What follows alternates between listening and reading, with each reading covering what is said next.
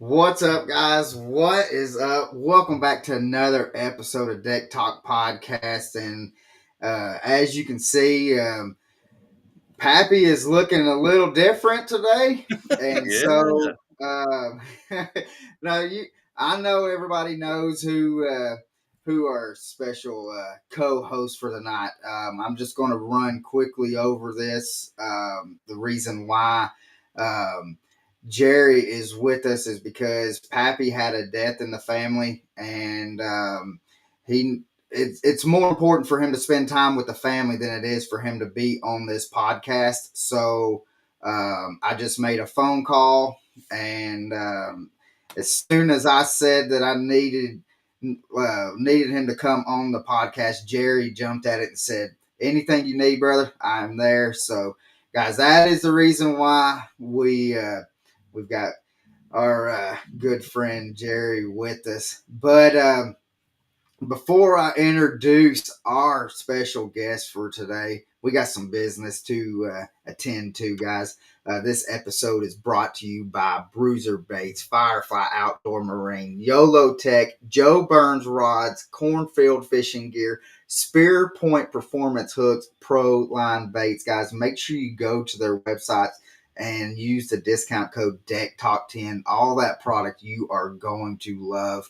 And I guarantee you will not be disappointed in any of that product, guys. But with that being said, this guy that we have as our special guest, I know everybody knows who he is. He is all over Facebook, Instagram, and YouTube. And from the last time that he was on, he has made the jump to being a full-time content creator, in which us at Deck Talk Podcast cannot be prouder of him. It's always a joy to talk to. If you are wanting to learn stuff about baits and especially fishing Highland Reservoir, this is the man to ask. This is Hank with BassGeek. What is up, brother? Not much, man. I got to be honest with you. I put out that video about selling the boat. Now I've not made the jump to full time yet. That was just a video about getting ready to. But yeah, we're ready to. We got all the ducks in a row. We're just going to try and make it through the wintertime, because wintertime content can be such a fun, good time to make. Yeah.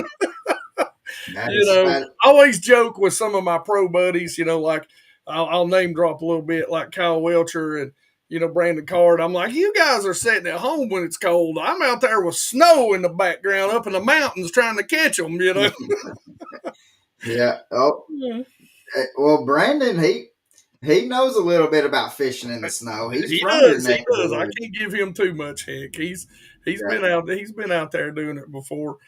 But so how's life? I mean, it's been, I'd say, probably a year and a half since we had you on here. Yeah. So how's life been treating you and the family? It's been good, man. There's been some weird stuff happening. I think we're pretty much on track to first of the year go ahead and officially make that leap. Wow, Dealing with the business side of things. That's what I've been doing all day. Boat trailers in the shop right now, so I don't know if I'm gonna get to fish my next 2 off days, which makes me always sad. But man, it's been good. You know how the fishing industry is. If you've got any plans of trying to do it for a living, you better love to grind. I mean, it's because that is what it is. So, well, the thing is Jerry, what's the saying? If you want to be a millionaire in the fishing industry, yeah.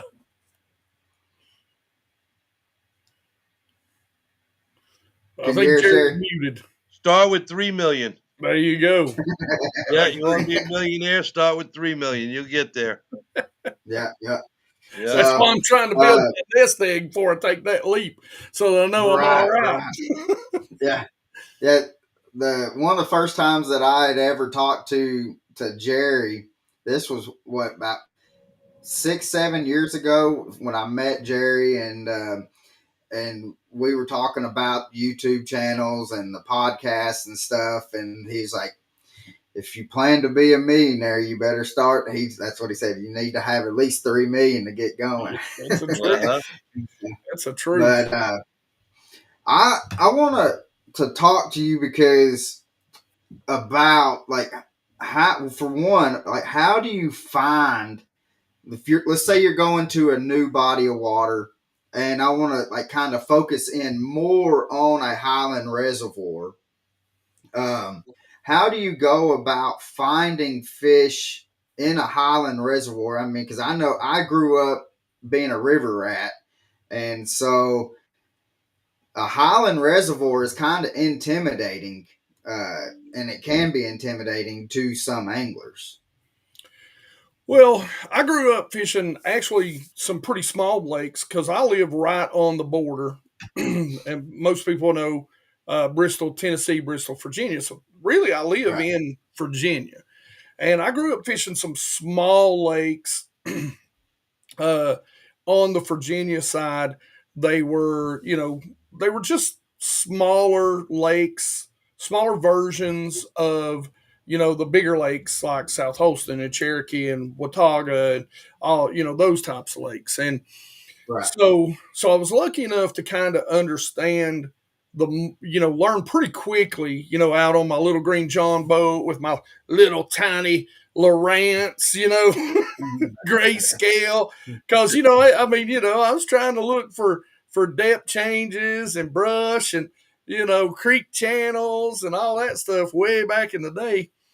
And, hooked up to my car battery and my motor guide, trolling motors. So, Yeah. 20, 30, 40 years ago, Lord God, I don't even know. But, and so for me, I always learned it's really about a few things, and it's really the same as any lake. Find that something different. If there's an S swing and it's got a long point on it, that's maybe got some rock and some stumps, like right now, the lakes up here, they drop them pretty significantly, right? And it starts in September. Right. So, I was thinking about this the other day. I was actually out on one of those small lakes that I grew up fishing.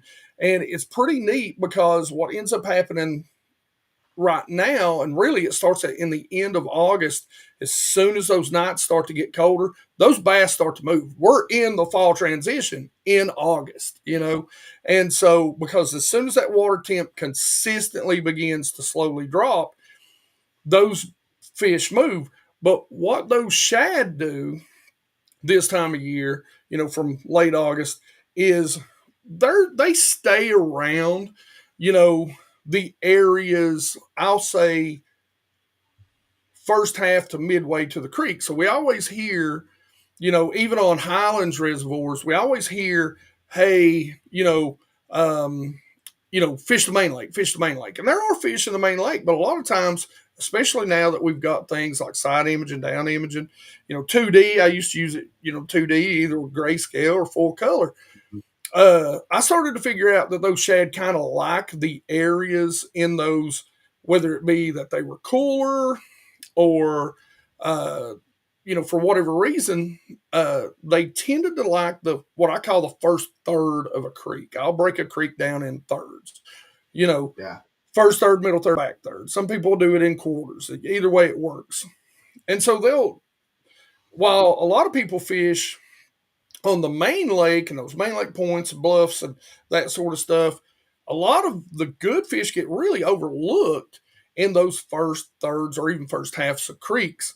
Mm-hmm. And, this time of year, as soon as that temperature starts dropping, those fish begin to migrate, whether it's all the way out to the front of the creek. And some of them, we actually got on a really interesting pattern about 2 years ago on a lake where we literally followed these huge schools of bass from this main river, kind of first third, 5 miles down to the actual dam where it's the deepest.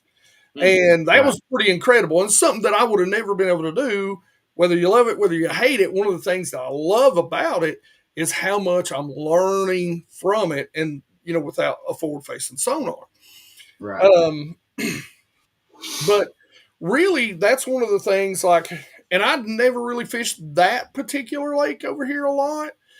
And one of the very first things I did is I found in one of the major creeks a big S curve. It had a bay on one side, so a nice spawning area. Had a couple of spawning creeks on it, and since it's it's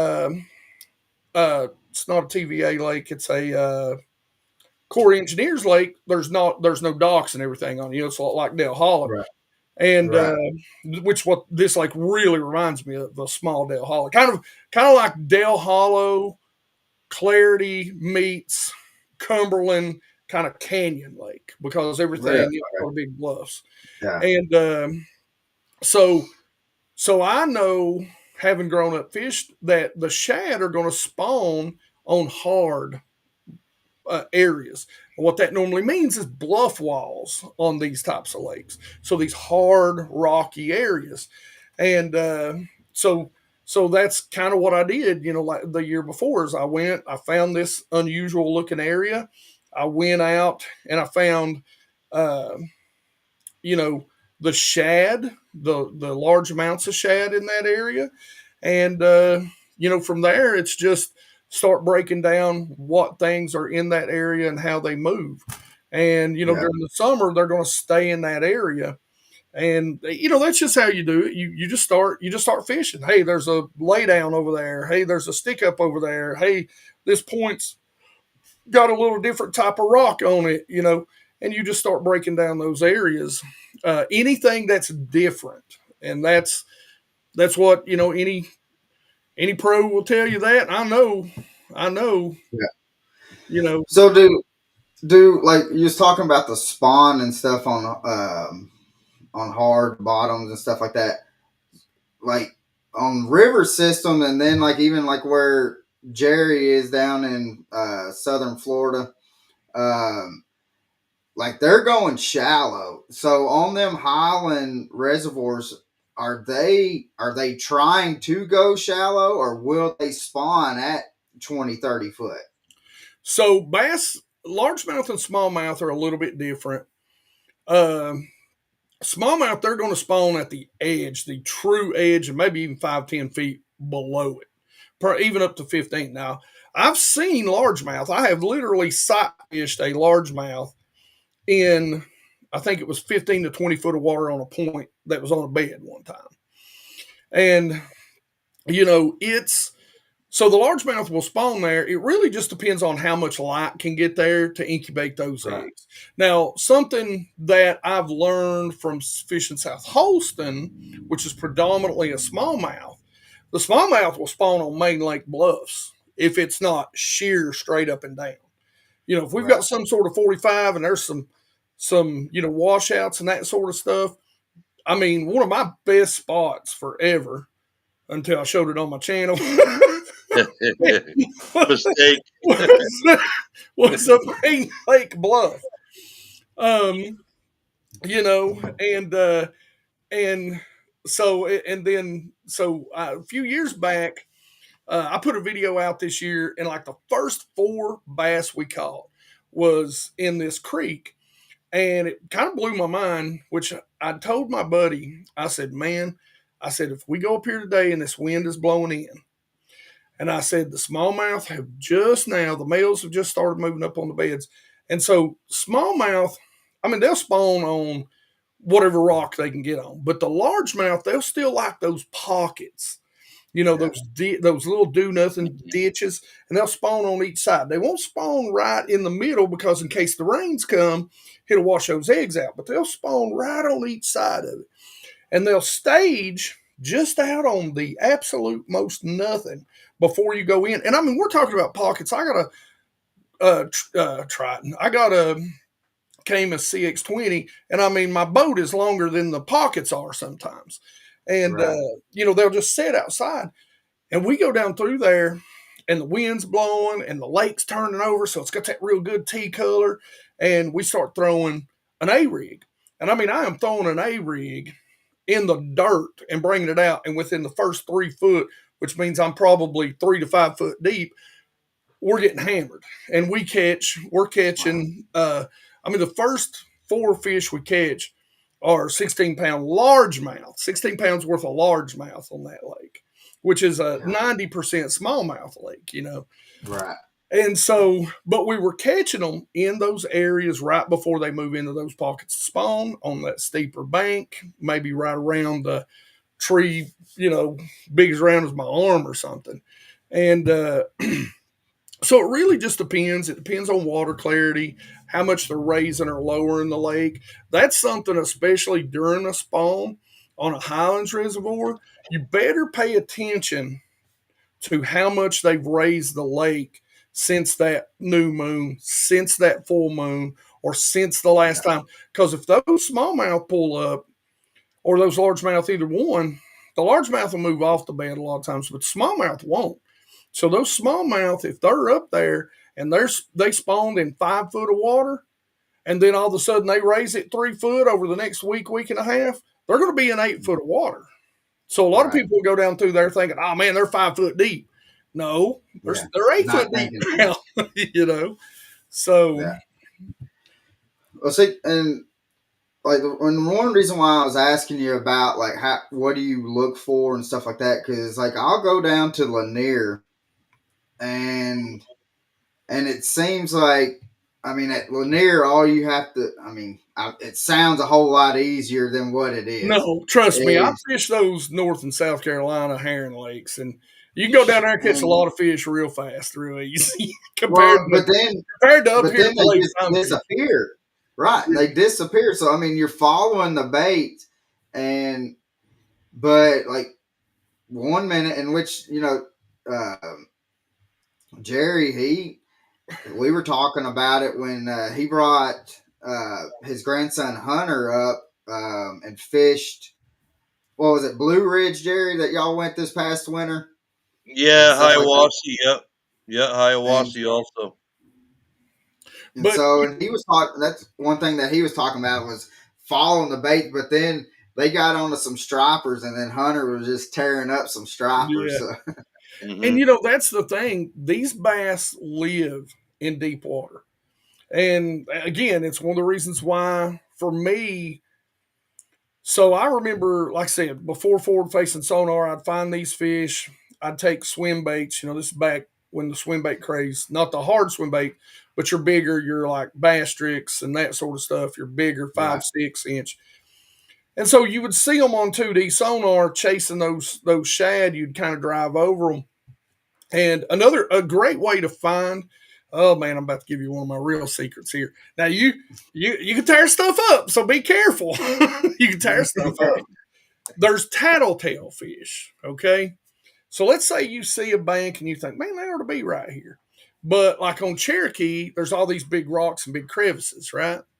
So what you do, or maybe on South Holston, you got a point that you want.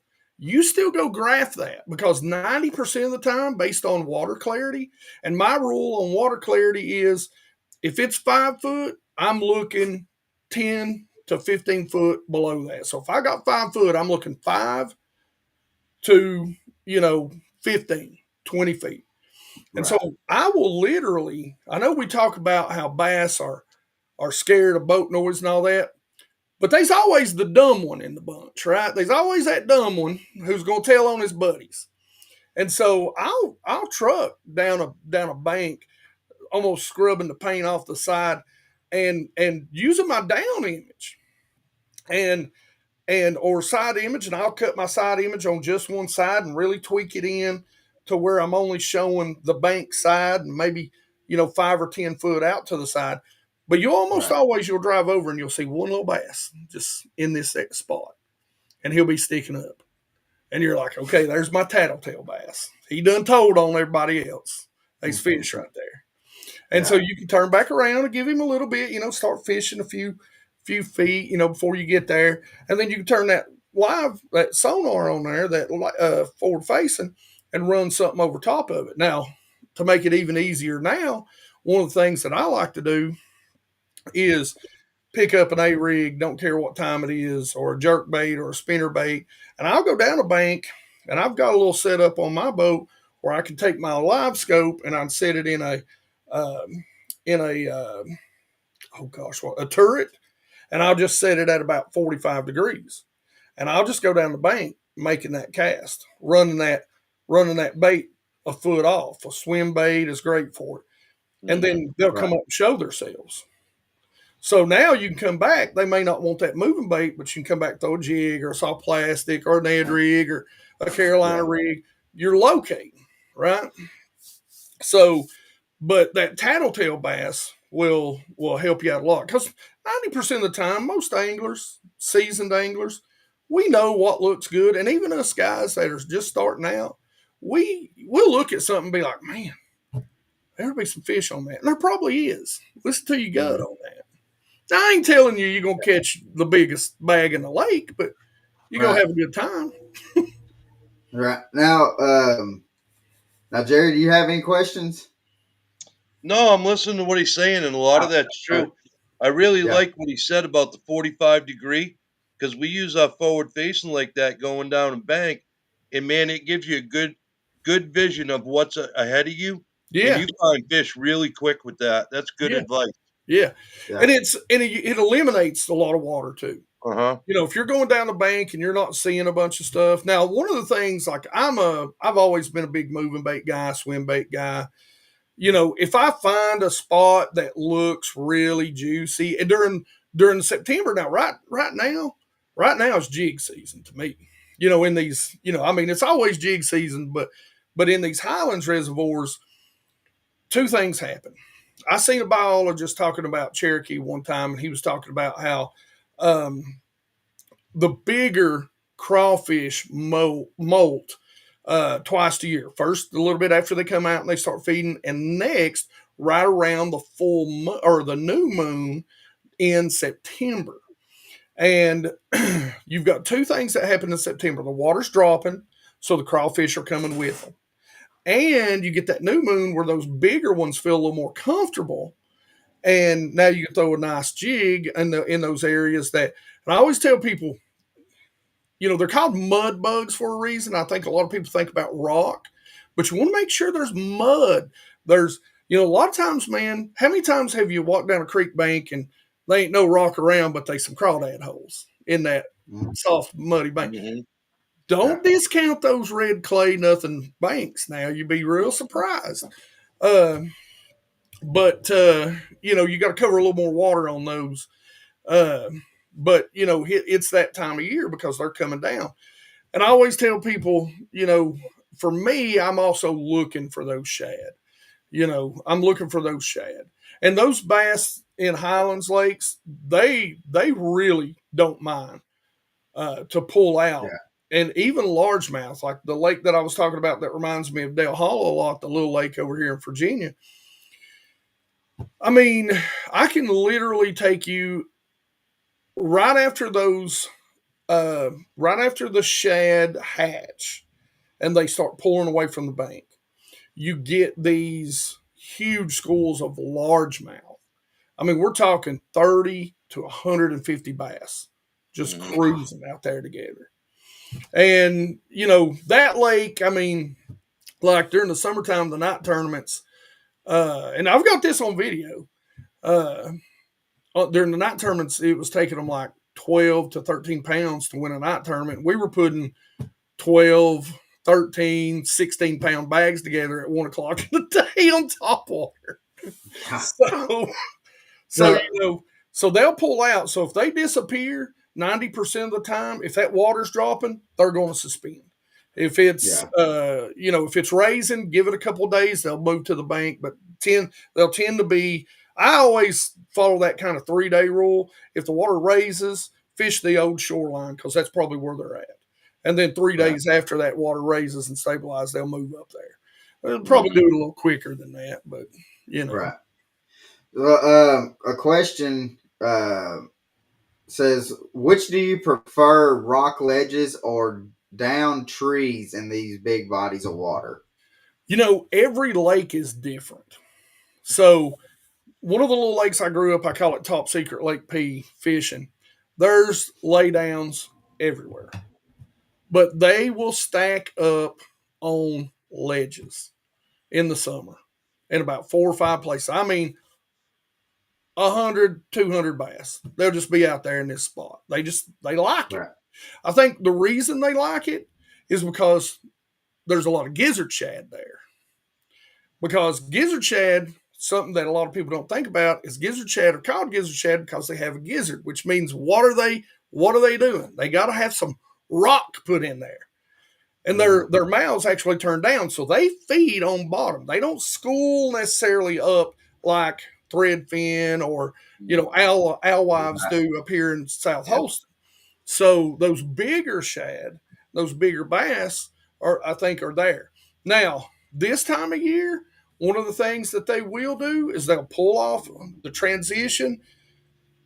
In Highlands, they're out in open water. Like they have it completely, they've kind of scattered out a little bit. They've already started moving, of course, and that'll break them up a little bit. You'll still see a couple of schools here and there, but they'll also go straight to those laydowns and those trees and that wood. Right. So, drag a big worm through there. Something that I've been doing is I've been taking those, we kind of discovered this last year in the video that actually dropped today. You'll kind of see us doing that. We started taking those weedless Ned heads and using them as jigging minnow heads and throwing on a heavy spinning rod and working it through the standing timber and right down inside that. Man, during the fall, if we see them in that tree, I mean, you can go over there and get some to come up and whack them because it's just so small. And a lot of times in a Highlands reservoir, what they do, something that we used to do, or I used to do a lot, is you'd find this tree and it would come down the bank and it'd get down there in about 20 feet of water.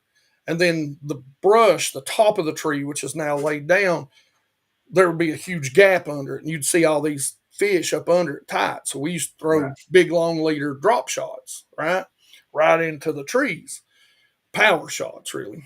Well, now you just take, that little jig minnow, throw it right over in there, just shake it right through that tree. So, I mean, that's another good way to catch a few of them. But most of them so far that I've found in the trees this year, so far have been the smaller fish for me. So, a lot of crappie already in the trees over there too. So, right. Well, I know that I can't tell you how I think it's probably 7-8 years or something like that, maybe longer than that I've been following you. And thank you. And one thing that I really enjoy and about your videos, Hank, is if there's some kind of new technique that is coming out and I want to learn that technique, I'm like, first place I go to is because I know 9 times out of 10 you're going to have a video and of whatever I want. And one of the biggest videos that helped me out the most was the free rig video that you done. That video was a phenomenal video.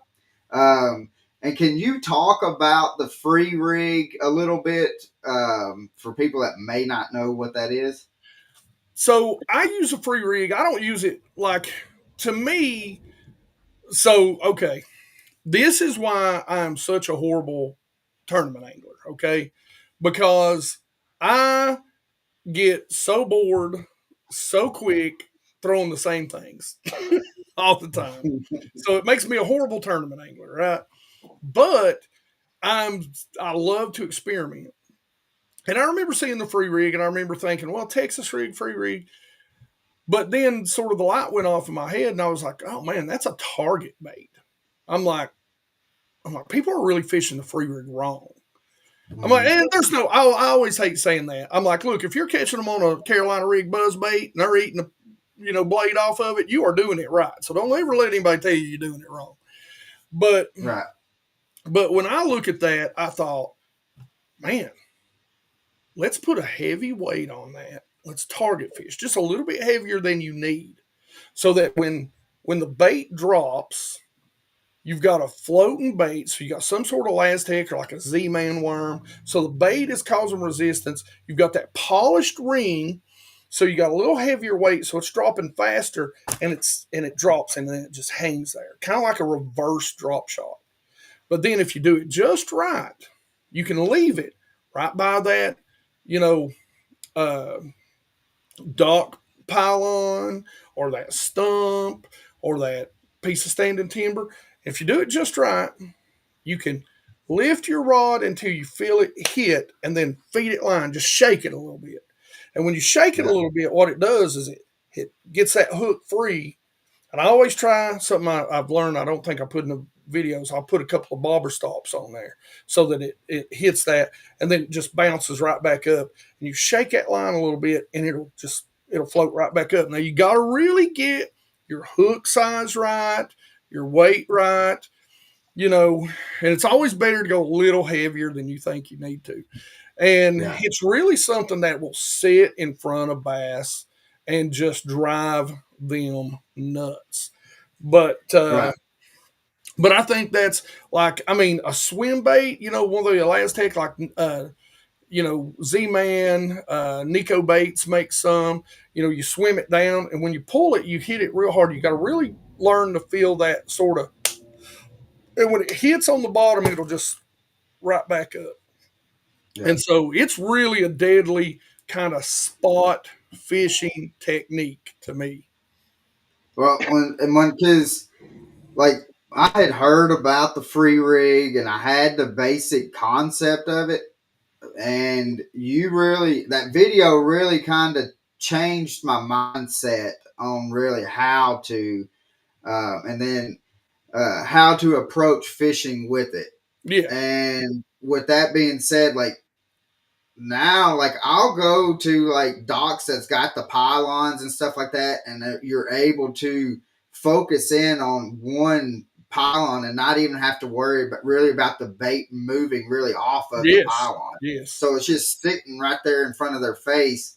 And I mean, And I have you being a river rat, imagine in some good current what you can do with that. oh So man, and it's crazy, and I because I tell people like I've had people ask like, well, how do you do this, and how do you use this bait and stuff like that, and I always will send them to you, and I tell them go check out BassGeek or Fluke Master, because both of y'all break things down so well that and I tell people, I'm like, it's the Cliff Note version for dummies to how to take fishing. yeah. And so but I was like, you'll learn so much stuff, and like little tips and tricks that I'm over here when I see your videos, I'm like, Hank, what are you doing? Telling that. And Yeah. and I mean, that's just like your fluke videos and stuff. I really enjoy watching that because that's one thing. I don't think that I utilize the fluke enough in the arsenal. Oh, dude. So Uh, there's so many different good versions out there. You know, yeah, like I love a fluke. Who doesn't love a Zoom fluke? But you know, another one that I love a lot, and some of it is partly the color because of the clear lakes that I fish, but it's also got a lot of sand and yeah, got a lot of salt in it, and that's the caffeine shad, especially that junior, the 4-inch version, because it right, sinks. You know, almost 90% of the time, if I'm fishing what I would consider a fluke the traditional way, skipping it into some laydowns, twitching. I've almost always got some sort of belly weight on it because of how deep the water is and how deep the bass are. And then, you know, then you go to, you know, everything has a purpose. And I always tell everybody, you don't have to have all this stuff. I'm just blessed and I'm lucky and I get to play with all this stuff.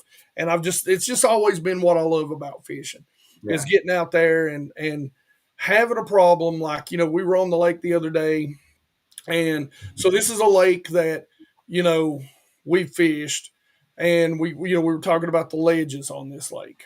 And, we've caught a lot of them on jigs over the years. And then the jig bite's kind of gone away. And then with swim baits and big underspins and, and that bite kind of went away. And then all of a sudden I figured out how to call them up using a head and spook and catching them on top water. And that bite went on for about 3 years. And then everybody started doing it. Now you can't get them to touch the top water. And so then the minnow bait come along and, oh man, we destroyed them on that. And then all of a sudden now everybody's doing that. So now, Yeah. and so now, we were out there the other day and an old school technique come to me. You're going to like this, an old school technique. This is something that they use in the herring lakes a lot. And it come from the herring lakes. You put a heavy swivel on about 2-3 foot up. That heavy swivel acts as a weight. You put that fluke out there. You got it. Again, it's a balancing act. You got to get the right weight because how much you want it to stay under versus how much you want it to pop across the top. And then, so those topwater bass that won't hit a topwater now, you throw that out there, you put your rod tip down, you reel it, and that thing will come through the water like this and then pop and pop and pop. Well, that's an old herring lake trick that I learned, from fishing with some guys from South Carolina way back in the day. And them fish went like I had never seen it before. So, and it's always just for me coming up with different ways to fish different baits to solve different problems. Because I don't have enough money to have the molds made to make a bait to do what I want. So, Well, but the thing is it's not stupid if it works, right? Yeah, that's like I said. Hey, man, if you're rocking them on a Carolina rig buzzbait, you're doing something right. I guess so. We got another question that popped up. They want to know, what's your favorite bait when you're using forward-facing sonar? Probably a topwater, to be honest with you. Like, that's something that I've learned during the summer. A topwater for me, during the summertime, those bass will come out there, especially a largemouth. And I fish predominantly for largemouth during the summertime. In that clear water, it goes right back to kind of my rule of if you've got 20-foot visibility, they're going to be right at that line, 20, 25, 30, right? And that's what we've kind of learned. We've kind of found that rule actually is very correct. Now, that's in open water. Everything changes if you got grass or cover, right? Rock, something that the bass can hide behind, ambush behind. That changes everything. A line of sight changes everything for a bass. But if we're talking about truly open water and there's not a lot of cover, not a lot of visual obstructions, those largemouth get very picky. Like, you can throw a minnow bait and we'll run through 20 minnow baits and get maybe 1 or 2 bites. But something, until they get used to that cadence and that sound, like right now I'm trying to find minnow baits that maybe are a little different, that are silent, that are clear, so that I can, man, you wouldn't believe how hard it is to find a silent walking bait. You wouldn't believe how hard it is to find that. Because all of them kind of have at least a one knocker in it. One knocker, like, which to me in clear water, the one knocker is the deal, right? But I think what that does, and what I've kind of discovered, is it creates, even in the dead slick calm bluebird sky days, if you're on a lake that maybe hasn't seen this a lot, it creates its own breakup of the water, right? And those bass just can't stand it. They have to come up. They don't have a hand to go, let me see what that is. So they're going to put their face on it a lot of times. Now, they just barely going to put their face on it. They're going to come up, and it ain't, a lot of times those largemouth, when they're picky, they're going to come up and just go, and that's going to be it. So you better make sure you hang on, because if you ain't got sharp hooks, you ain't got no fish. Now, do you use like any kind of dyes or anything like that when you're fishing? Yeah, I will.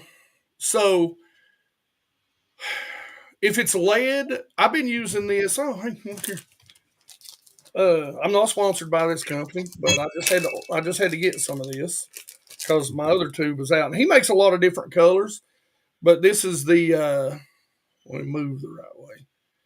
And this is the jelly. It's got a little bit of sin on it, which I like, but overall it's got like silver flake and tungsten flake in it. So, and I will say, I listen, I will throw a ledge head lure, 3/4 ounce big ledge head lure head on a swim bait, but it's lead. But I have harder time seeing that even on my forward facing. I run my forward facing hot uh, than I do seeing a little tiny minnow. So we get in that argument. It may just be my eyes, but this Yeah. company also makes this in several different colors, like black and green and blue and red. So it's pretty cool to be able to kind of. But I'll tell you what I do. I take Sharpies most of the time. I've got a whole array color of just Sharpies. Now Right. they'll wipe off, so you got to kind of pre-do it. But something that I've learned, so those smallmouth on South Holston, I mean, everybody's a good, Demiki rigger on that lake. And that lake, those smallmouth, they can recite the number, to every minnow bait coming and going because they've seen it before forward facing sonar ever got invented. Exactly. And the thing about it is I've even got to where, like, I'm not going to say what color, but alewives in that lake's got a special color to them. And I'll start painting those silver heads certain colors and even putting black spots if they don't have eyeballs on them. Right. And I just, and it, That's on the lead head, right? that's on a tungsten head. Just depends, who it is. I just think those eyes, man, they just really in that clear water, they can get such a good look at it, especially if it's just sitting there in their face for 5 minutes, Right. Which, smallmouth and spotted bass, they're a little more like just, I don't care, I'm eating it. But, like anything, if they've seen 100,000 of them, bouncing around, they get tired of it. They start to get away from it. Yeah. Well, the reason why I asked is because you was talking about like throwing that little shaky swim bait and stuff like that, and We're not talking about that. I didn't mean to talk about but I would. My thing is though is like I've thrown them and it's at times it is so hard to see them on the forward facing sonar, and Jerry actually got me in on like the Spike It Sonic Coat. Jerry, can you talk a little bit about like because now see him and Hunter has done a video on that Sonic Coat. And it's just amazing to what. But can you talk a little bit, Jerry, about that Sonic Coat? Yeah, I can, and I can also talk about something else about the jig color. It's funny he uses markers.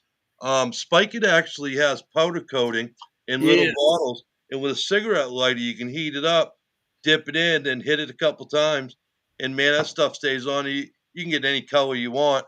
So we use that a lot. The Sonic Coat, there's 3 types. There's an aerosol, then there's a brush on, and then there's a gel, like kind of like the tube you held up. And what I really like about the gel is it has natural ingredients like parts of fish and stuff in there for scent. So even if you're not using forward facing sonar, just putting it on your bait will give a scent trail out there. But it's amazing how it works. It sticks really well to it. We took a little Ned rig, and at 90 feet out, it looks like a glowing softball. Wow. Yeah, it was amazing. And we've been through all the different ones, and I haven't seen the one you just had. That must be a newer one. But we've been through 3 different ones that we know of, and nothing beat the Sonic Coat. The gel is probably Roland Martin and I's favorite one because it's real quick. You put it on, throw the bait. The brush on, you got to wait a little bit for it to cure, and the spray, same thing. What's cool about the spray is it's colored, and you can actually change the Right. color of a jerk bait. And at the end of the day, you can wipe it off and bring the jerk bait right back. That's cool. I'm gonna check that out. That sounds really interesting because I'm always looking because my favorite swim bait head on my soft swim baits it's a lead head, and the bigger ones like the 6 inches. And it can be, when I'm throwing that down, 25, 35 feet, it can be, way out there. It can be hard to see coming. And so it's always something I like putting, something that's got a little something that'll give it. So yeah, man, if it glows that much, I'm definitely giving that a try. I'll And I'll be in your area at the end of October, and if you haven't gotten it by then, I'll bring some up, and you and I can meet. Well, right now I'm sitting on Lake Seminole in Georgia. I'm not even in Florida right now. Yeah. I'm practicing for my grandson's tournament this weekend. But I go to Chickamauga after this, and then Douglas after that. But I'll get with you. I'll bring all that stuff, man. The powder coating, all the sprays and everything, and we can play with that stuff if you want. Yeah, I'd love to. Okay, It's, we can do that. but what was it called? it's a Sonic Coat? Sonic coat Sonic coat. Yeah. made by Spike It. The Yep. Spike It, I got to meet. Were you down there? Were you at ICAST with them? Yeah, I think we met down there. I kept looking at you going, man, you look familiar. yeah, yeah. Roland Martin and I actually went together, and then we left from there and went to film a little bit down at Headwaters. From there, Yeah, we had the Spike It. We had the Spike It wrap truck and boat outside. yeah. Yeah. Let's see, who was it? Henry. A good friend of mine from South Carolina, short little old guy with black hair, brought me over and introduced me to you guys. He's a real good friend of mine, older gentleman. Good, yeah. Yeah. But yeah, I'll definitely hook up with you and we can go. But man, I'll tell you, any little advantage that we can do these days is incredible. And you almost have to have an advantage over the competition because everybody's becoming really tech savvy. And the one bit of information I tell people is when you're bass fishing, you kind of got to look at it like you're deer hunting and stuff. Where are they going to be hiding? You got to be quiet. I'm going to be the first to tell you, forward facing sonar is changing. Whereas you get within 60 feet of them, they know you're there and they're starting to scatter on you. Yes. So it's not as easy to use anymore as it was. No, it's not. I had a talk with my buddy who owns Ledgehead Lures just today, actually, and we were talking about how much how much tougher it's getting to catch those open water fish. Mm-hmm. And here lately, I've been looking more on the bank and on these places and trying to kind of incorporate that into the plan, kind of going back to the start, right? Yeah. So right. it's pretty interesting. Yeah. The other crazy thing is some of the baits, like everybody knows the Sakamata shad's probably one of the most sought after baits. Yeah.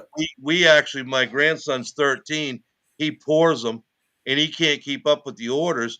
We saw a company out of Alabama throw one bag up on an auction, and a guy in California bought it for $71, that one bag. Yeah. I mean, it's getting out of control, guys. This is crazy. It is. It is. Yeah. I'll tell you something else. I'll give you another little tidbit. When you talk about one of my favorite, and of course, minnows. There's all kinds. I've literally got a tote that would block me out. Just full of different ones. But I'll tell you something that a lot of people don't use, and it's great when they kind of. So when you get out there and they're kind of grouped up, it's just like ledge fishing, right? You want them grouped up, and then you spread them out. And they kind of quit eating. Well, something that's great to pick up then is a little spoon. And in Clearwater, what I'll do is I buy those. Oh crap! Who makes them? Crank wraps. Oh, okay. The kind of realistic looking little stickers that you can put on. So sometimes I'll want a little flash, so I'll just put it on the outside, or sometimes on the inside.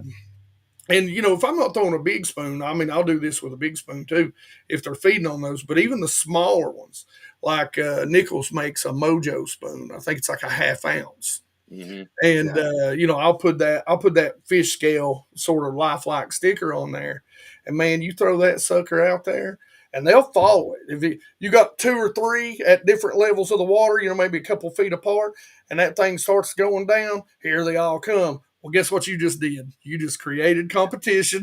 There you go. Game on. Yeah. Well, we throw, or I throw like a lot of little Cleos and stuff around here. So That's been one of my favorite. That and a flutter spoon, we will throw quite a bit. I think a flutter spoon is probably one of the least talked about. Real good forward-facing sonar baits on the market right now. Yeah. Yeah, throw that flutter spoon, tie that sucker up as like a Carolina rig, and just slow roll that sucker.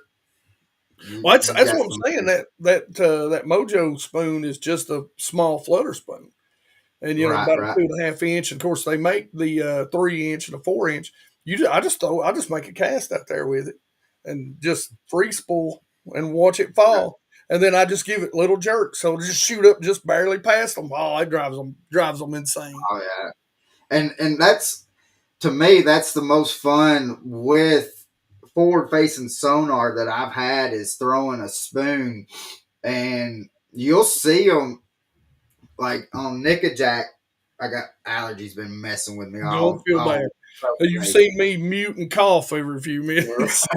Right, but to watch the smallmouths is like, you might just see one of them, but then once you throw and you pop that little spoon up, and then you just see the bottom just kind of go, whoop, and you're like, yeah.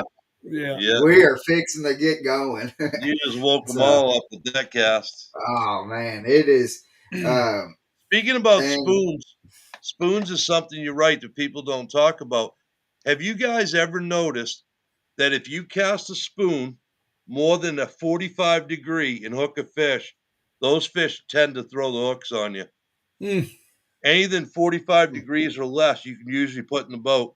Out beyond that, you have a good tendency of throwing the hook. We've noticed that because we I'll throw have to pay attention to that now. Yeah, watch I that. make some pretty long casts with flutter spoon. Now a jigging spoon, no, not so much. Yeah.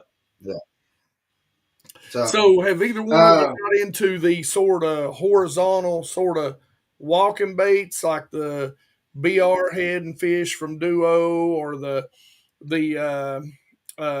jaw dropper is another good one from what is it? First Gen, but they're owned by P-Line.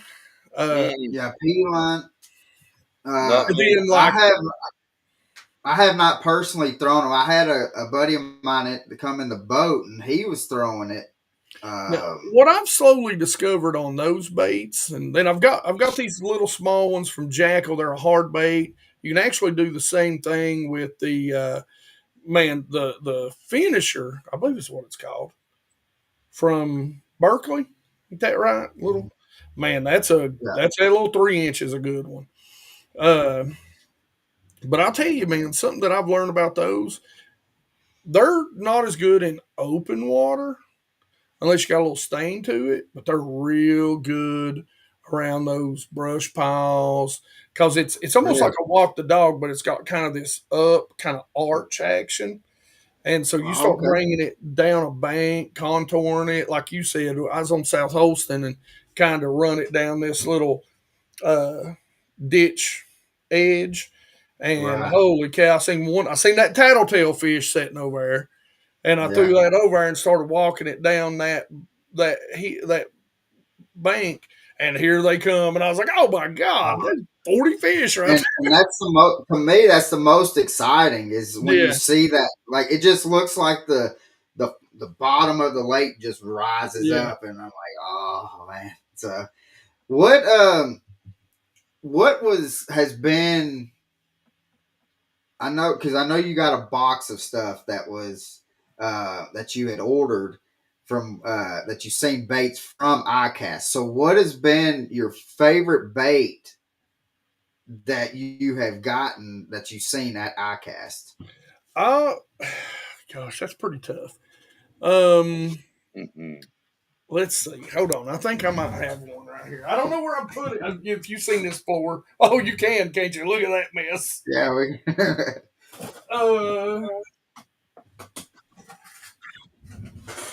no. I'm trying not to get a hook in my hand. I'm excited about this because I'd mentioned it to them. Here, I'll take this out.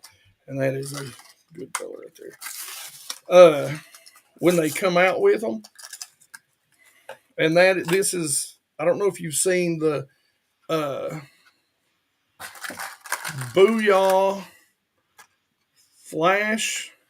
What are they called? I Yeah. didn't get the name right. Flashpoint. Yeah. And so the thing about these are jerk baits. And they got the weight transfer system. Well, they finally come out with juniors. And so what I like is even without forward facing sonar, you got this a little bit of extra flash on the head when they come through. Now they come through, they work a whole lot like everybody's favorite, the Mega Bass, right? 110. So they're very much like this. They're lighter. That's the one thing I learned the hard way. These are a lot lighter, even the full size. So, you got to have the right rod and reel. But the deep divers, I'm super. I haven't tested these, but these are one of the ones that they sent out that I'm really, really excited about. Is that the one that the chamber in them where they put the like the little BBs and stuff in, that they made it a little bit bigger so it makes that the jerking action kind of a little bit more of a darty? Yeah. Yeah. So Yeah. So I'm pretty excited about that. I'd got to fish them last year, and was really surprised with how well they were. But then I kind of got on the fall jerkbait bite a little late on South Holston, and so kind of missed most of it. But they went deeper on me. But yeah, man, that's one that that's probably one that I'm most excited about. There's a lot of good baits, a lot of fuzzy stuff and all that. Yeah. Now, everybody at iCast had a fuzzy dice somewhere, didn't they? Oh my God. They was hairy balls, hairy dice, hairy, things we won't say, but everybody jumped on that bandwagon. That's for sure. Oh, it did not take long at all, did it? No, and I'm gonna say something that we haven't discussed for those that are into the forward facing sonar. There's a video out there on Roland's page, Roland and I out there, and we're doing the forward facing, and I'm throwing a KGB $200 glide bait, and I smack a 7.5 first and a 5.5 second, and the hottest thing I seen at iCast is the Spro K rig. Yeah, that is crazy. That was crazy. That thing's like 7 ounces. You know that? Yes. It's I will say. Now, listen. I love to throw. I've got a ton of them around here. I love to throw the hard swim baits. I like that sort of late winter into spring, and then we're getting close to that time right now. Once they start getting in those trees, I like to throw them. But who else would it? Shimano had one. It was one of their flash. And it clicks. Now, I haven't tried one. I don't have one. Got to kind of wonder how well it works. But it clicks. So the difference between what I call a chop bait. So like the Chad Shad. So I've got several of his actual Chad Shads. That's a chop bait. You can get it real tight. And then you've got the wide glides, the ones that really – you're covering some water with. So I'm interested in seeing if that's broke, because apparently you can adjust it to where it'll do one or the other. And supposedly when you cast, it folds in half. I don't know about all that, but we'll see. Right. Man, Colin, did you read Michael's comment same time I did? Because you laughed. Yeah, I seen that, and it was. Yeah, Michael Bradley says, if I have to resort to the fuzzy dice, I think I'll take up quilting. Okay, wait a minute, though. I'm going to show you something. Hey. You got one of them round ones from Spro? This is the Koike, and I did a video actually on this. Who's that from, Spro? It's so the what is the name of this? Gosh, hold on a minute. Forgive me. It's a Japanese company that Spro is, I guess, their importer or whatever. It's hide up tackle. But what I like about these is they float. So you take like a little Ned rig or something like this, that's got and you just put a hook through it, and it just sets on bottom like that right there. And when you pull it, you're tied down here. It does this really weird little. I'm always going the wrong way on the camera. This sort of, and so it's pretty neat.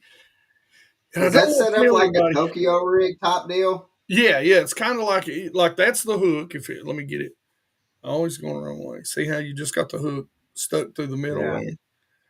And so you do it with a Ned too, but when you pull it, it'll kind of pop up and just kind of, and it's got this sort of weird little action.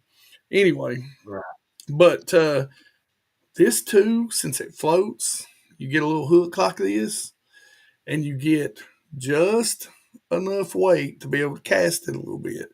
And when they won't touch the top water, just this little thing going across the top, you wouldn't believe how many fish will come up and eat that.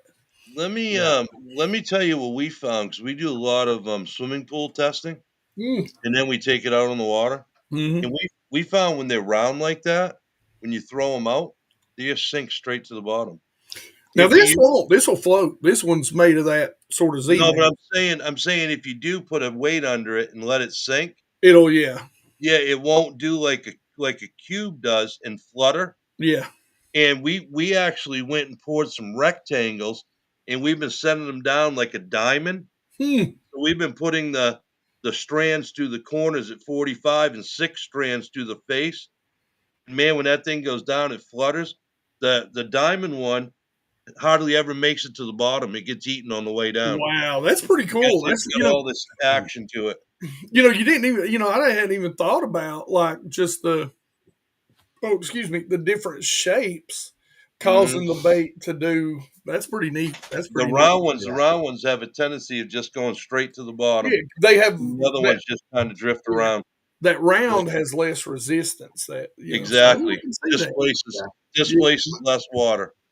I could see that. And I guess that will work. Like especially if you got like some smaller fish that's like, let's just say in 7-8 foot of water, but there's some bigger fish that's maybe in 10 to 12, and you're trying to get that through. That the round one, I guess, would work better to at least get it through the smaller ones. I'd say, right?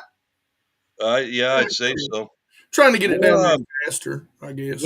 We're getting ready to get a little crazy because we have some NDAs, non-disclosure agreements, and some of the stuff that we're throwing off camera and not in tournaments is pretty wild, man. And we're getting ready to get real crazy with some baits. And I'm going to tell you guys, unfortunately, most of these ideas are coming out of Japan. 2 of the ones we're playing with right now are out of Japan. I've got I can talk about it now, but it's called Drink Crazy, a company out of Japan. A guy that works for them who used to work for Duo sent me this new bait. I don't have it in here, I don't think. No. And so it's called Bassmaster. He wanted me to wait until they did their article, but Bassmaster Magazine just released an article. It's called Quiver Trapping. And it looks like a kind of a hybrid between they've got a hard bait version and they've got the soft bait version, and it kind of looks like between a swim bait and a jerk bait. So it's just got this tail that kind of, and so the way you hook it, as you shake the bait on top, it kind of swims away from you. Okay. So and it stays on top. So I've been playing around with that a little bit too, and it's pretty fun. So it kind of works like what do they call that? Credge? The one the credge is supposed to, but I think a lot of people fish that credge wrong. A credge really should be fished, or really is designed to be fished more like a riser, like a jackal riser. You can jerk it, but it'll come straight up. But really, what you want to do with Credge is throw it out there and just work it. And you can even All get right, it to that's what I was wake. about to say. You can get it to When wake. you go on a blue heron lake and with a Credge, and you just burn that sucker back to you, and just hold on. So basically, you take, and what it does is it lays on its side like this. Uh-huh. You take the hook, comes about right through here. Uh-huh. And so what you do is you shake it, but I guess because of the way the bait's made, you've got that resistance in the water.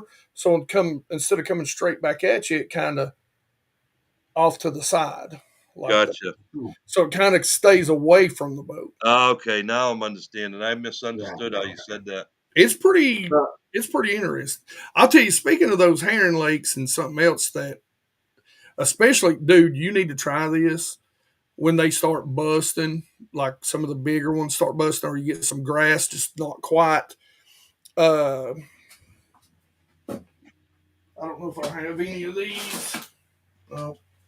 But it's a 7-inch Demiki armor shad. Take you a beast hook, I think it's a 6/0, just a hook. You might be able to get away with a little bit of weight, but this thing, when it comes through the water, you want to reel it fast. So when you make a cast out there, it looks like a multi-joint swim bait coming through the water, just that that slither. And I mean, you can just reel it as fast as it'll go. And I mean, it is incredible. I mean, I've caught several 2s and 3s on it. So, and bigger bass down there y'all got, they probably eat that up. Going back to your dice, I see a question Steven wrote. He said, would it work to put that under a float, like a float and fly? If it sinks, you got to make sure, or that you've got a, that's pretty good, man. Float and fly, a little dice on a float and fly. I ain't never thought of that about that one. That's a good one. But,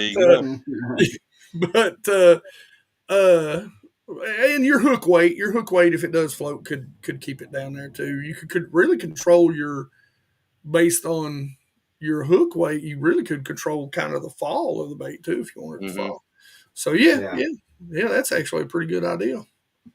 Might have to do a video on that. Tell him I said sorry. Well, Steven, you let the cat out of the bag, man. He's on it now. Yeah, he's on it. Coming in December, boy. Sorry. Yeah, Steven, the next video you're gonna see uploaded is gonna be him showing you that it works. Floating and hairy ball fly. Oh, that's not even right. So, we've had you on for an hour, almost an hour and 10 minutes. He says royalties will be welcome. Steven, royalties. Yeah, he wants royalties now. Here we go. So, Steven, if you have not followed Hank and you see his videos and stuff like that, that's all it's going to take is for him to make a video and for him to catch a fish doing that. Yeah. It's done. It is done. I mean, I ain't no milking. Don't get me wrong. No, but what was it? I had talked. I think it was at the East Tennessee Expo, and we were talking about something, and you're like, "I got something that I'm doing." He said, and you told me, "I'm holding off on this video until at least a couple months until I get." Yeah. So, that's like, so. If you guys have ever seen The Prank from Booyah, right? Mm-hmm. So I think Zell Rowland designed it. It's been out several years, but they call it The Prank because it's like a cross between a popper and a crankbait. It's got a bill on it. And when you've seen it, literally the video that I done on it is like, I think the title was, this is no gimmick, but it is a prank, was the title of the video. Yeah. But, it's those really neat little baits like that you find and everybody looks at. And I always tell people this. Imagine being the first guy to walk by a booth I'm sorry, I forget his name, that invented or kind of came up, one of the first guys that came up with, a chatterbait, right? And you're looking at this jig with a weird blade on it. Now, 90% of the people who ain't out there fishing that are walking by that going, that's the stupidest thing I've ever seen, a jig, Yeah. And then all of a sudden it starts winning same some thing with an tournaments. A-rig, though, too. Yeah. Yeah. And, how many people thought that about a Cinco? I know the first time I seen a Cinco, I was like, it is the dumbest looking worm. It ain't going to catch nothing. But I'll tell you what, speaking of rolling, I remember that commercial to this day where he pulls up on the dock and he's talking about those Gary Yamamoto's, and that little kid he catches a bass on that Yamamoto. He goes, "Hey buddy, what are you throwing?" And old Roland goes, "This is a Yamamoto Cinco," and he throws him a pack of. He goes, "How do you work these?" He goes, "You don't work them; they work for you." That's one of my favorite all-time commercials. Yeah, and the kid finishes with, "Thanks, Mister." Yeah, thanks, Mister. That's right. Yeah, That was a good one. That was a good one. Well, and I can remember when we had Jerry and Roland on, and we asked him about the Cincos when he got it, and he told us a story that when Gary gave him the Cincos, and correct me if I'm wrong, Jerry, that he told him that this will not catch a fish. He says something, it looked like a pencil or something like that, is what he said. Yeah. And he said, this will not catch any fish. He said, "I don't see no action in this. How the heck's that thing going to work?" That's what he said. I'll tell you what, I'll never forget when those things first hit the market. I played around with the Sluggo. I'm old enough to remember that and remember how good it was. And I remember seeing them and seeing Roland and Gary. That's where I was like, man, I got to buy some of those. And so I got me some. And I'll never forget, me and my son, who's now, how old am I again? 31. He's 31. I got to do the math. I got to subtract 20 years, right? And so we're out there, and he's just a kid. We're out there on this little old trolling motor only lake in my good old 14-foot green, John boat. And, it's still early spring. We're throwing, I think we're throwing probably Shakespeare rods on, probably like Berkeley smooth casting. It's probably 10-pound, green, low vis green mono. And we're throwing them on 3/0 hooks, just letting it sink forever. It might as well been worm bobber fishing, And we was lighting them up. There's this guy in front of us. He's in this boat. He's got rods hanging out the side. And he's trolling around, and me and my son are just whacking them on those stupid old Cincos, man. It comes a thunderstorm. We get back to the bank, and it starts drying off. All of us get out of our vehicles. He looks at us, and he goes, "Man, what are you catching those fish on?" He goes, "I'm throwing live minnows, and y'all back here wearing them out." I was like, "Here you go, buddy." I was like, "Here's a pack of them." I'm saying, just rig them up on a 3/0, throw it, let it sink to the bottom. I said, "Give it about 3 pops and hang on." Hey, one of the funniest stories, and I'll try and make this really quick with Roland, was when he had prototypes of the red-eyed shad in the boat. Oh. And he's in a tournament on Okeechobee, and he's catching these 3 and 4 pound fish consistently. And the amateur in the back of the boat goes, "Mr. Roland, can I use one of them?" Roland looks at me and goes, "These are prototypes, and I only got 3 of them. But if you're real careful not to lose it, I'll let you borrow one." So he gave it to the guy, and the guy's over there throwing, and all of a sudden out of the corner of Roland's eye, he sees the guy going like this. And he goes, "What do you got going on?" And he goes, "Oh, man, I'm hung up." And he goes, "You what?" He goes, "I got it hung up in a rock or something." And the guy's doing one of these, right? Roland goes, "Well, you were reeling it this way, so we got to get on the other side of it." Yeah.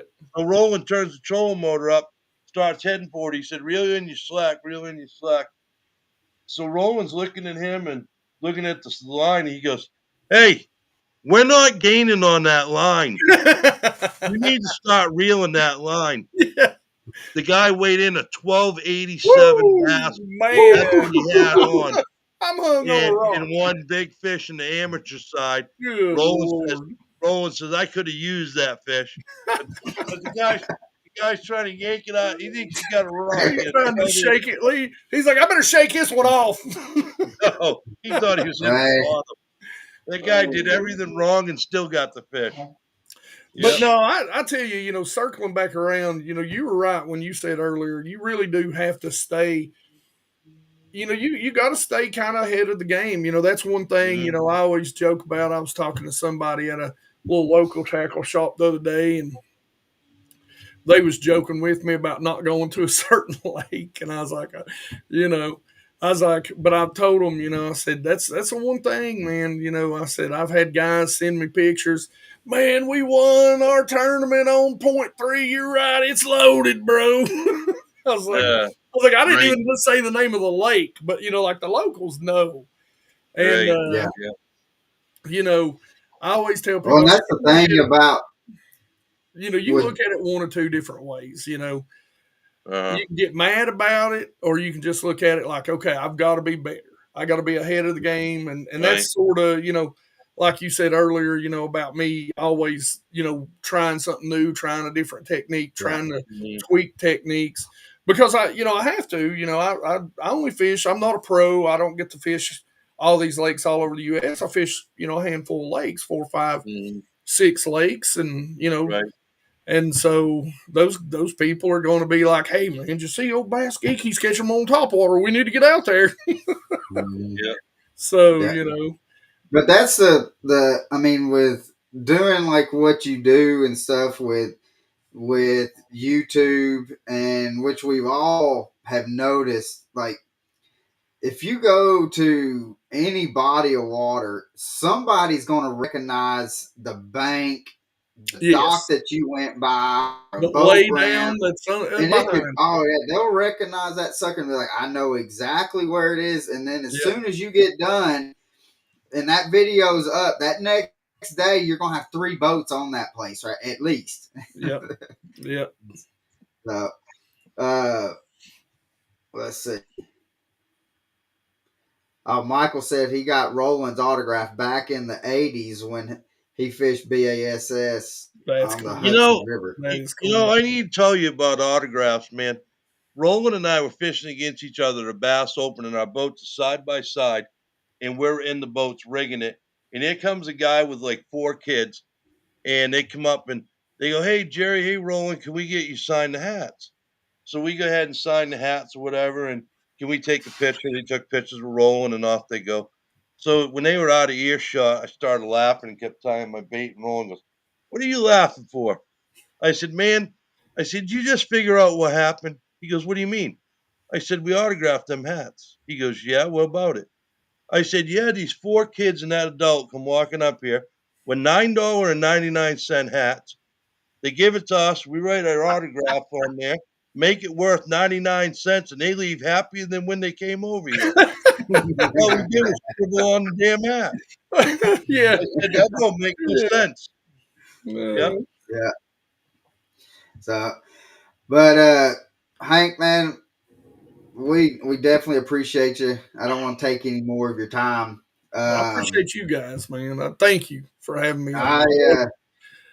And like what I tell people all the time in the lives and stuff that I've done to kind of promote for this week of who we have coming on.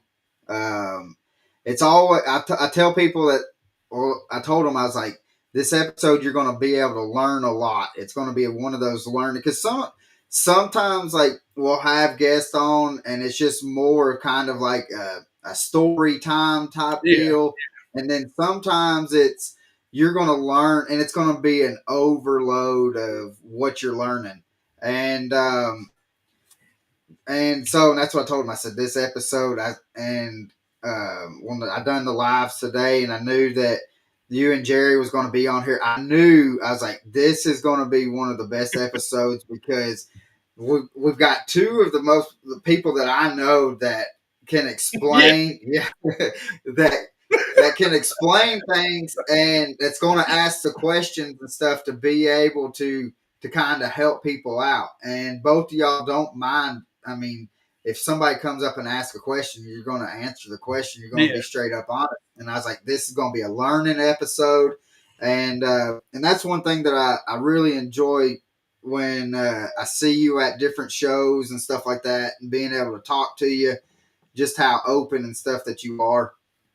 And then coming on here, I mean, every time you come on here, I've learned something new, and it's always been a blast. So we definitely got to have you on again sometime.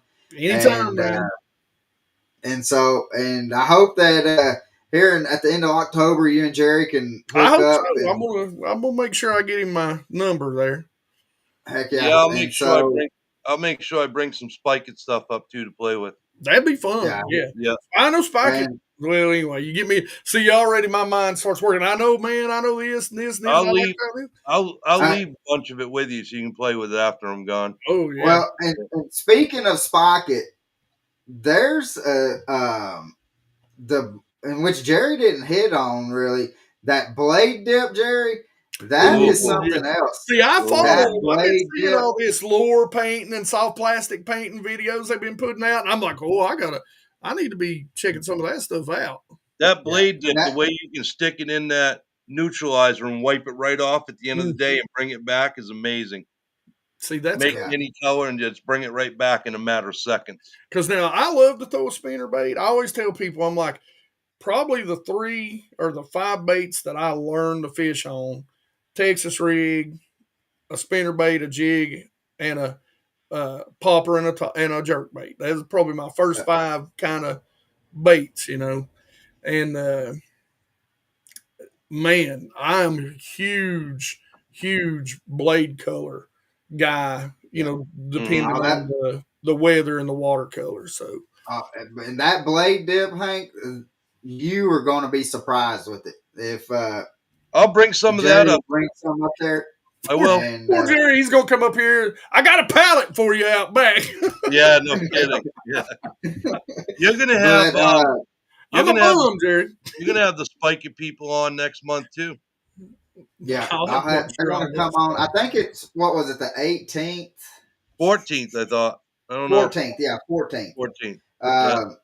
We're going to have Don and Will come on from Spike It, and we're going to have them. They're going to demonstrate some stuff That's for some of their product and stuff like that. But Hank, Jerry's grandson Hunter, that video though, I'm not joking. That Sonic coat, if you see the video, it is phenomenal.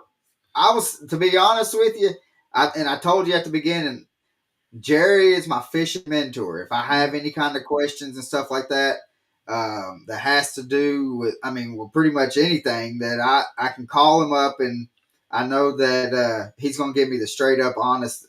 And when he told me that Ned rig popped up like a softball, I was like, yeah. As soon as he said that, I was like, okay. I was like, it was on the video. Yeah, I'm gonna go ahead and order some of that. I done decided. Yeah. Let's get in order. I got a little list of stuff to order, and it's going on the list. But yeah, that's good, man, that you have a fishing mentor like that. That's the reason. See, that's the reason why I got into doing YouTube, was because I really never had anybody to sort of teach me or go fishing with. My papa, he fished on my mom's side, but he was, I call him a strict meat angler. He was out there with minnows and bringing it home and grilling it up. Not a thing wrong with that. I'm a fat boy. I love to eat. But but I always tell people, man, I watched Bill and Roland, like I said, Hank Parker, and all those guys, and sometimes in these Highlands reservoirs, I remember reading Bassmaster magazine, and I always tell this jokingly, and they're like, what you want to look for in the wintertime is those 45-degree banks. And I'm like, so not the 90s. I'm looking for 40s, because that's all I got. I got this and I got this in the banks. And so some of it didn't really play. And they're like, look for flats. And I'm like, flats? I'm like, it's pretty much dry in the back where the flats are. They're drawing 30 feet. Yeah. So, so for me, I always say, I learned the hard way. I learned by beating water, and what I mean by that is you just take a lure and slap it against the water until you figure out when it works, right? Yeah. So that's what I want to be. And that's why I started the channel was to, I can't tell everybody how to fish it in every single body of water. I can give them the basics of it to get you started. And then you have to think about your fishery, how you can adjust those things Exactly. to fit your body of water or the problem that you're having seeing the fish or what they're doing at the time of year. And that's all I want to do is just help people, like that, like me that maybe didn't have anybody. Yeah. Yeah, that's and doing. I mean, in that you will never know like how many people that you've really touched and actually have been able to help. I mean, again with me doing the podcast and Oh yeah, YouTube and being and having to go to some expos and that's when the first time that I ever met you was down at ICAST. What yeah, was it, 4 years ago? yep, And we were at a McDonald's and I walked up to you and I said, well, Hank, and I told him and it's funny that being Tennessee and you're right at the yeah, Bristol border yeah, that for us to meet, I mean, we had 3 hours. We're 3 hours away from each other, but yeah. we had to go 12 hours down the road to be able to meet each That's other. how it is. It's small. Fishing community small, and the fishing world's small too. So that's what Yeah, I tell you. When I do finally get out and we get full time, that's one thing I cannot wait to do. Is I don't know how broke I'll be. Probably pretty broke.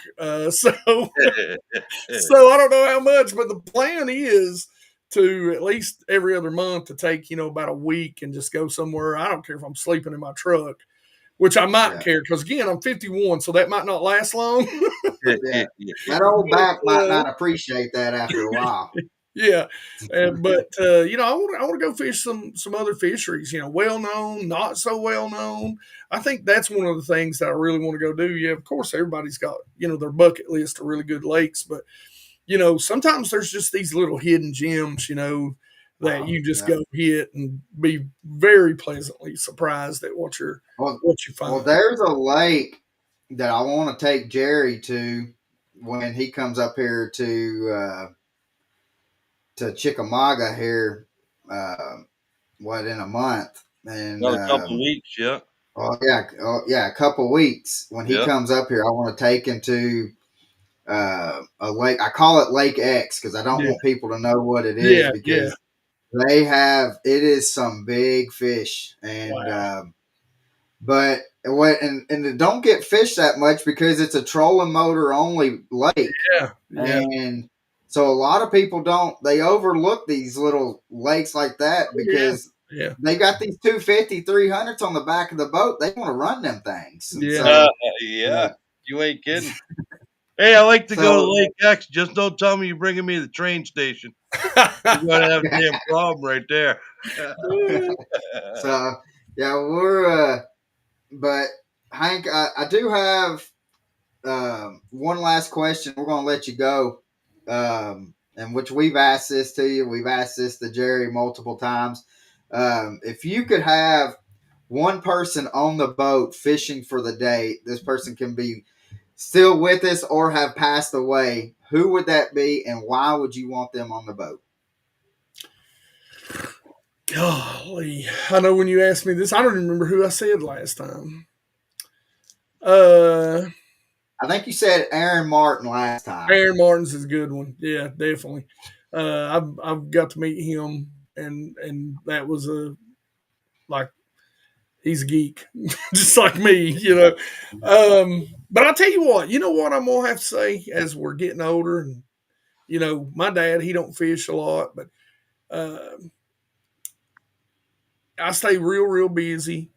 My dad don't fish at all, really, but he mentioned something about wanting to go out, and I'd like to take him out this year, even if he just sits back there and watches. Just have him out on the boat with me. Just so you know, he don't go a lot. He's not big on boats and water. Period. But I think Dad right now. I really, it's been on my mind a lot this year, and I've been so busy that I don't want to take him out there and have to film a bunch of content. I just want to go out there and have a good time and fish. Just enjoy it. Yeah, and so man, you're so busy, but yeah, I want to get Dad out before it gets cold. That's awesome. So, but again, Hank, man, thank you again, and we're definitely gonna keep in touch because I'd like to head up that way, and I mean, because I think it's like 2.5, 3 hours up to your neck of the woods. Yeah, and from where you are, I'm about like two from like the expo center, where they have the Knoxville. I'm an hour and 15 minutes from that expo. So I'm about 250, 245 to there. Of course, that's still a little kind of out of the way, Right. So, but if you get down to Chickamauga and stuff like that, holler at me and we'll go wet a line. And if we can't catch any fish, we'll start throwing that red stick bait. So, that's cool. But Jerry, I want to say thank you for coming at the last minute, being able to come on here, brother. It's always an honor to be able to have you on the podcast, just like Hank. And it's an honor to meet you, sir. Yeah, it's an honor to meet you also. I'd like to say something before I go. Pappy, can't wait till you get back. Condolences from my family to yours. Yeah. Love you, bro. Love you, bro. So, but guys, thank you. Next week, let me look at the schedule.